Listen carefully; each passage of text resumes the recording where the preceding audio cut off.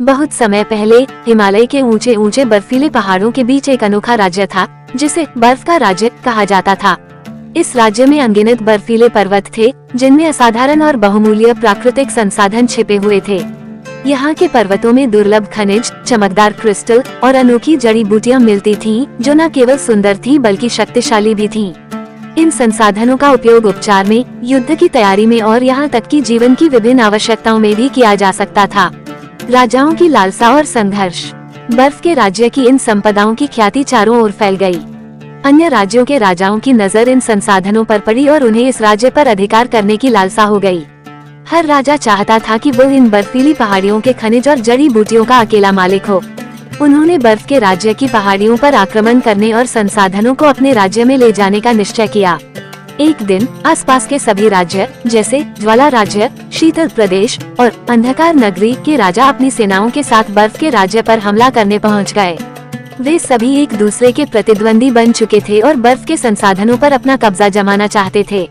युद्ध का आरंभ। इन राज्यों के सैनिकों ने बर्फीले पर्वतों को खोदना शुरू कर दिया। उनकी तलवारों से बर्फ के टुकड़े टूट टूट कर गिरने लगे। पहाड़ों का सौंदर्य नष्ट हो रहा था और बर्फ के राज्य की मौलिकता खतरे में पड़ गई। हर राजा अपनी सेना के साथ इन संसाधनों पर कब्जा करना चाहता था। धीरे धीरे इन राज्यों के बीच एक भयंकर युद्ध छिड़ गया। पर्वतों की शांत बर्फीली हवा में तलवारों की टकराहट और युद्ध के शोर गूंजने लगे। प्रकृति का क्रोध। इस संघर्ष से बर्फ के पर्वत और वहाँ के प्राकृतिक संसाधन काफी हद तक नष्ट होने लगे थे। ये देखकर पर्वत की आत्मा, जिसे श्वेत देवी कहा जाता था, बहुत क्रोधित हो गई। श्वेत देवी ने सबको एक सबक सिखाने का निर्णय लिया।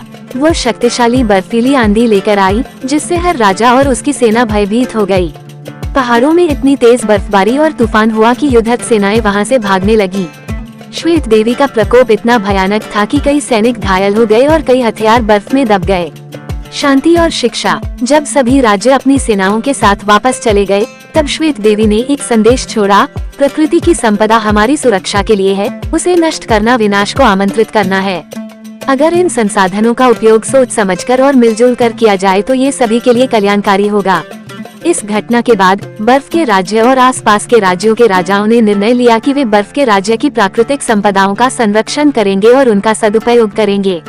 उन्होंने आपस में एक संधि की और यह शपथ ली कि अब वे संसाधनों के लिए कभी युद्ध नहीं करेंगे बल्कि आपसी सहयोग से उनका उपयोग करेंगे। संदेश। ये कहानी बर्फ के राज्य की उस महानता की है जहां एकता और सहयोग से एक नया अध्याय लिखा गया। इस घटना के बाद हर राज्य ने ये सीखा कि प्रकृति के संसाधनों का उपयोग संतुलन और समझदारी से करना चाहिए। नया समझौता और सहयोग। इस भयंकर युद्ध के बाद बर्फ के राज्य में शांति लौट आई, लेकिन बर्फीले पहाड़ों को हुई क्षति साफ दिखाई दे रही थी। हर राज्य के राजा को अपने किए पर पश्चाताप हुआ। उन्होंने महसूस किया कि उनके लालच ने प्रकृति को कितना नुकसान पहुँचाया है। इस अनुभव से सबक लेकर सभी राजाओं ने बर्फ के राज्य के राजा के साथ मिलकर एक समझौता करने का निर्णय लिया। एक विशेष दिन पर सभी राज्यों के राजा बर्फ के राज्य के मुख्य महल में इकट्ठा हुए। बर्फ के राज्य के राजा ने उन सभी से कहा, हमें मिलकर प्रकृति की रक्षा करनी होगी। बर्फ के पर्वत सिर्फ हमारी संपत्ति नहीं है, ये हमारी आने वाली पीढ़ियों के लिए भी हैं। हमें इन संसाधनों का उपयोग बुद्धिमानी और सीमित मात्रा में करना होगा। सभी राजाओं ने उनकी बात का समर्थन किया और ये तय किया कि वे अब से बर्फ के राज्य के बहुमूल्य खनिजों, जड़ी बूटियों और अन्य संसाधनों का उपयोग मिलजुल कर करेंगे और बर्फ के पर्वतों की देखभाल के लिए एक विशेष समिति भी बनाएंगे। इस समिति का काम होगा कि वो पर्वतों का संरक्षण करे और यदि किसी राज्य को आवश्यकता हो तो वह स्वयं पूर्वक और पर्यावरण को ध्यान में रखते हुए इन संसाधनों का उपयोग कर सके। पुनर्निर्माण का कार्य। समझौते के बाद सभी राजाओं ने मिलकर बर्फ के पर्वतों के पुनर्निर्माण का संकल्प लिया। उन्होंने विशेषज्ञों की एक टीम बनाई जिन्होंने टूटे हुए पर्वतों को फिर से सुरक्षित बनाने का कार्य शुरू किया। जहाँ जहाँ खनिज निकाले गए थे वहाँ पर पौधे लगाए गए। बर्फीले क्षेत्र में नई वनस्पतियों और जड़ी बूटियों की देखभाल की गई ताकि प्रकृति धीरे धीरे अपनी पुरानी स्थिति में वापस लौट सके। इस कार्य में सभी राज्यों ने मिलकर अपना योगदान दिया। बर्फ के राज्य के लोग भी इस कार्य में सहयोगी बने। सबने मिलकर पहाड़ों के प्रति अपने दायित्व को समझा और उनकी रक्षा का संकल्प लिया। धीरे धीरे बर्फ के राज्य का प्राकृतिक सौंदर्य फिर से बहाल हो गया और बर्फ की चादर में छिपे हुए खजानों ने एक बार फिर अपना अद्भुत स्वरूप दिखाना शुरू किया। एकता का महोत्सव। प्रकृति के पुनर्निर्माण के बाद बर्फ के राज्य में एक विशेष महोत्सव का आयोजन किया गया। इस महोत्सव को प्रकृति एकता महोत्सव नाम दिया गया, जिसमें सभी राज्यों के राजा और लोग शामिल हुए। इस महोत्सव में हर राज्य ने अपनी विशिष्ट सांस्कृतिक प्रस्तुतियां दी। पर्वतों की गोद में गीत, नृत्य और रंगों का आयोजन हुआ। बर्फ के बीच जलते मशालों ने पूरी घाटी को रोशनी से भर दिया। इस महोत्सव का मुख्य उद्देश्य सभी को एकता का महत्व और प्रकृति की रक्षा के प्रति सजगता का संदेश देना था। इस अवसर पर श्वेत देवी की मूर्ति भी बनाई गई और उन्हें बर्फ के राज्य का संरक्षक माना गया। महोत्सव के दौरान श्वेत देवी की पूजा अर्चना की गई और उनसे सभी ने शांति और समृद्धि की कामना की। सभी राजाओं ने संकल्प लिया कि अब वे कभी भी प्राकृतिक संसाधनों के लिए युद्ध नहीं करेंगे, बल्कि आपसी सहयोग और समझ से इनका उपयोग करेंगे। समाप्ति और संदेश। इस घटना के बाद बर्फ का राज्य और सभी पड़ोसी राज्य मिलकर एक नई दिशा में बढ़े। अब सभी राज्य समझ चुके थे कि लालच और स्वार्थ से कुछ नहीं मिलता, बल्कि पर्यावरण और प्राकृतिक संसाधनों की रक्षा से ही सच्ची समृद्धि मिलती है। इस कहानी का संदेश है कि हमारी पृथ्वी पर जो भी संसाधन है, वे सभी का अधिकार है। इनका संरक्षण और सही उपयोग हम सभी की जिम्मेदारी है। बर्फ के राज्य की इस कहानी ने सभी को यह समझाया कि यदि हम एकता से काम करें और प्रकृति का आदर करें, तो हम सभी के जीवन में शांति, समृद्धि और संतुलन बना रहेगा। बर्फ के राज्य में बदलाव और नई शुरुआत। प्रकृति एकता महोत्सव के बाद बर्फ के राज्य में एक नया अध्याय शुरू हुआ। अब वहाँ के पर्वत केवल संसाधनों का स्रोत नहीं थे, बल्कि एक पवित्र स्थल के रूप में सम्मानित किए गए। श्वेत देवी के आशीर्वाद से राज्य की प्रकृति धीरे धीरे पुनर्जीवित होने लगी। पर्वतों पर नए पौधे उगने लगे, नदियों का पानी फिर से साफ और शुद्ध हो गया और दुर्लभ खनिजों के नए स्रोत मिलने लगे। बर्फ के राज्य के राजा ने घोषणा की कि इन पर्वतों का उपयोग केवल अत्यंत आवश्यक कार्यों में किया जाएगा और हर राज्य को अपने हिस्से का केवल उतना ही भाग मिलेगा जितना कि प्रकृति पर असर न पड़े। इसके अलावा हर राज्य के लिए एक निश्चित सीमा निर्धारित की गई ताकि कोई भी राज्य अपने हिस्से से अधिक संसाधन न ले सके। इस नियम का सभी राज्यों ने सम्मान किया और यह समझौता भविष्य में एक मिसाल बन गया। शिक्षा का नया अध्याय। बर्फ के राज्य के राजा ने इस घटना से सीख लेकर अपने राज्य के लोगों को पर्यावरण के प्रति जागरूक करने के लिए एक विशेष पाठ्यक्रम शुरू किया। उन्होंने बच्चों को प्राकृतिक संसाधनों की महत्ता और उनकी रक्षा का महत्व समझाने के लिए प्रकृति विद्या नाम का एक विषय स्कूलों में लागू किया। बच्चों को बताया गया कि कैसे पौधों, नदियों, खनिजों और अन्य संसाधनों का सम्मान करना चाहिए और उनका संरक्षण कैसे किया जा सकता है।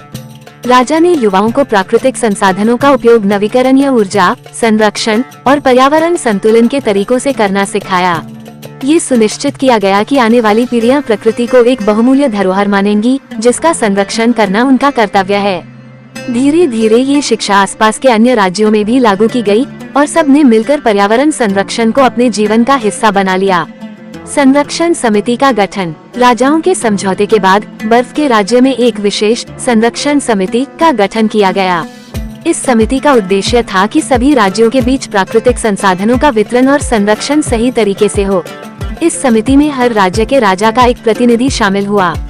संरक्षण समिति हर महीने एक बैठक आयोजित करती थी, जिसमें ये देखा जाता था कि कौन से संसाधनों की आवश्यकता किस राज्य को है और वे कैसे उन्हें जिम्मेदारी से प्राप्त कर सकते हैं।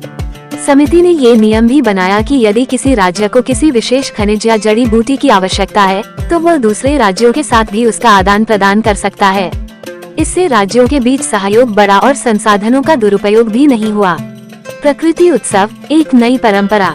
बर्फ के राज्य में हर साल एक विशेष प्रकृति उत्सव का आयोजन किया जाने लगा, जिसमें राज्य के लोग और अन्य राज्यों के निवासी भी सम्मिलित होते थे। इस उत्सव में सभी लोग पौधारोपण करते, नदी की सफाई करते और पर्वतों की सुरक्षा के लिए विभिन्न उपायों पर विचार विमर्श करते। प्रकृति उत्सव में बच्चे, युवा और बुजुर्ग सभी एकजुट होकर प्रकृति की सेवा करते। पर्वतों के संरक्षण के लिए नए नए तरीके अपनाए जाते, जैसे कि बर्फ पर टिकाऊ आवरण बनाने के लिए प्राकृतिक तत्वों का उपयोग, जिससे बर्फीले पर्वतों को भी लंबे समय तक संरक्षित रखा जा सके। इस उत्सव में कला और संस्कृति का भी समावेश किया गया, जिसमें लोग प्राकृतिक संसाधनों से बने उत्पादों का प्रदर्शन करते, जैसे कि प्राकृतिक रंगों से बने चित्र, बर्फ की मूर्तियां और जड़ी बूटियों से बने औषधीय उत्पाद। इस तरह प्रकृति उत्सव सभी राज्यों के बीच एकता, सहयोग और पर्यावरण प्रेम का प्रतीक बन गया। राजाओं का संयुक्त संकल्प। एक दिन सभी राज्यों के राजा बर्फ के राज्य के राजा के साथ मिलकर श्वेत देवी के मंदिर में एकत्र हुए और उन्होंने संयुक्त रूप से शपथ ली, हम प्रकृति की शक्ति का सम्मान करते हैं और उसकी रक्षा का संकल्प लेते हैं। हम अपने अधिकारों का उपयोग जिम्मेदारी से करेंगे और यह सुनिश्चित करेंगे कि प्रकृति को किसी भी प्रकार का नुकसान न पहुंचे। इस शपथ ने सभी राज्यों में एक नई ऊर्जा का संचार किया। लोगों ने महसूस किया कि यह केवल राजाओं की जिम्मेदारी नहीं है, बल्कि हर नागरिक का भी कर्तव्य है कि वह प्रकृति की रक्षा में योगदान दे। हर राज्य में लोगों ने स्वेच्छा से प्रकृति संरक्षण के कार्यों में हिस्सा लेना शुरू किया। समाप्ति और स्थायी शांति। इस संकल्प के बाद बर्फ का राज्य और उसके चारों ओर के राज्य शांति और समृद्धि में एक नए युग में प्रवेश कर गए। अब सभी राज्यों में एक समझ थी कि प्राकृतिक संसाधन केवल भौतिक संपदा नहीं है, बल्कि जीवन की असली धरोहर है। बर्फ का राज्य अब एक प्रेरणा का स्रोत बन गया और सभी राज्यों ने ये प्रण लिया कि वे कभी भी प्राकृतिक संसाधनों के लिए युद्ध नहीं करेंगे, बल्कि आपसी सहयोग और समर्थन से जीवन का आनंद लेंगे। इस कहानी ने सभी को ये समझाया कि सच्ची शक्ति और समृद्धि केवल शांति, एकता और प्रकृति के प्रति सम्मान में ही मिलती है।